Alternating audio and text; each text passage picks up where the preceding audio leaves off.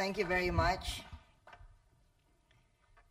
Mr. Inamore, Mr. Hanyoka, officials of the International Friendship Exchange Council, Secretary Romulo, other officials of the Philippine government who are here today, members of the business delegation, ladies and gentlemen. I thank the chairman and president of the International Friendship Exchange Council for inviting me to address you, the members of the FEC. I thank the various ambassadors who have also joined us here today. The FEC are friends of the Philippines. We share many goals. As we are all aware, the world is experiencing unprecedented economic challenges. Without doubt, this is a global economic crisis that has affected all nations, rich and poor, developed and underdeveloped, North and South.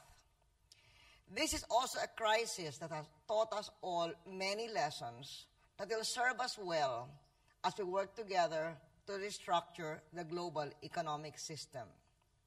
The most important thing we have learned is that our economies are all closely interconnected.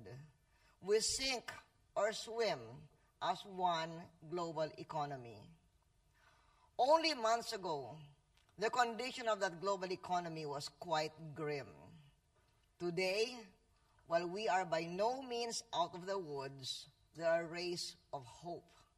I heard this from leaders of the business community that I spoke with yesterday, and I heard this with officials of the Japanese government, as I have been hearing from American economists and other experts from around the world.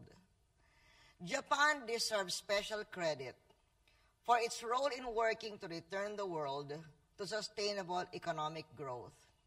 Its innovative, generous, and bold leadership in the G7, G20, ASEAN +3, and East Asian Summit, and its early pledge to provide the IMF $100 billion for lending to countries facing financial liquidity, not only provided much-needed support at a very critical time, it also encouraged other large economies to make similar pledges.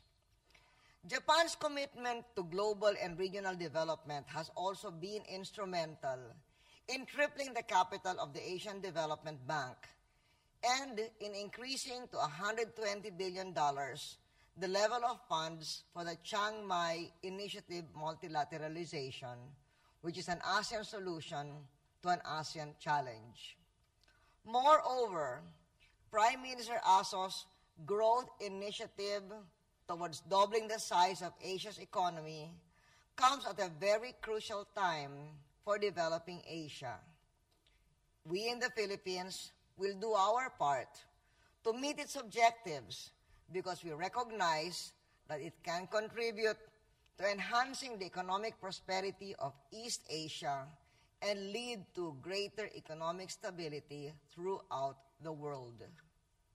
If there is any silver lining in this crisis, it is that the world will emerge from this challenge with a structure that is more aligned to global realities than it was before the global downturn.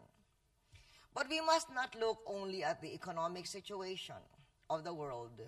We must also look at the security of our region. And in doing this, we cannot overlook the important issue of the Democratic People's Republic of Korea and its nuclear weapons program. The Philippines stands with our trusted friend and ally, Japan, against the dangerous experimentations with nuclear weapons by North Korea.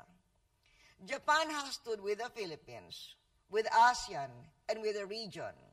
Now we must stand with Japan for the success of critical talks about the future of the Korean Peninsula. In this regard, we support the decisions of the United Nations Security Council. And while we all want North Korea to become a responsible member of the world of nations, the six-party talks is the appropriate forum to make this happen.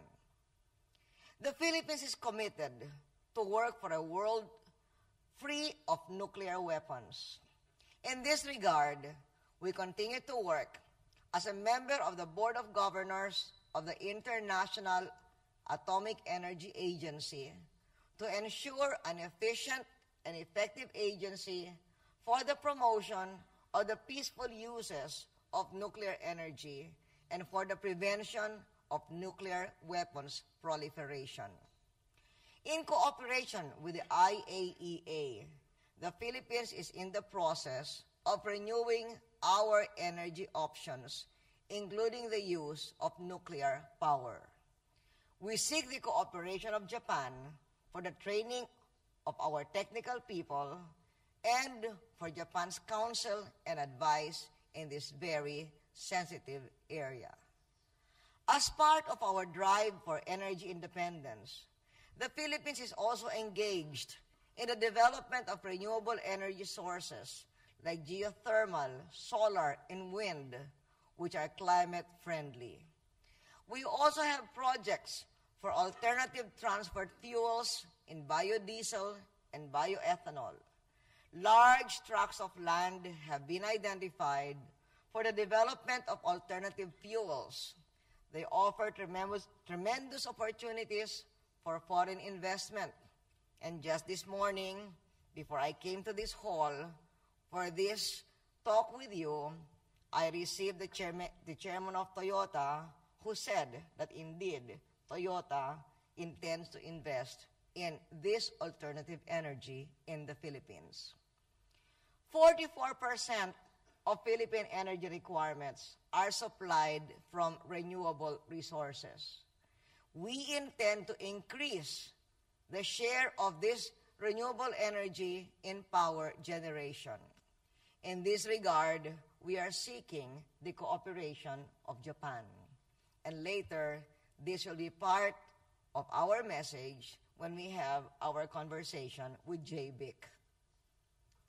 As an island developing country, the Philippines is seriously affected by climate change, and that is why renewable and climate-friendly energy is important to us. According to a recent report of the ADB, Southeast Asia could face falling rice yields, a lack of water, and higher costs to our economy due to the impact of climate change. But while Southeast Asia is especially vulnerable to climate change, for the whole world, the challenge of climate change and the devastating permanent impact it will have on economies around the world will still be with us long after the global economy returns to health. That is why we must all take immediate and collective action to do everything possible to halt the practices that cause climate change. Action on this front is urgent. We count on Japan to use its considerable influence to convince other major economies to commit to medium-term targets and the 80% 2050 target for emission cuts. The Philippines would like to see a meaningful medium-term target and a goal of an 80% reduction of greenhouse gas emissions by 2050, in line with the upper limit announced by former Prime Minister Fukuda. Without diminishing the urgency of climate change as an important challenge for our nation, the Philippine economy remains, of course, our priority. In 2007, Philippine GNP grew by 8%, the highest in many years. Last year, when 2/3 of the world went into recession, our GNP grew at 6.1%. For the first quarter of this year, GNP growth was 4.4%. We remain optimistic, though cautiously optimistic, about our prospects for growth in 2009. we are heartened by the fact that we are still, so far, a growth story in the midst of this global challenge. We certainly don't take this for granted. We will remain vigilant. We will continue to take whatever action is required to preserve our hard-earned economic progress.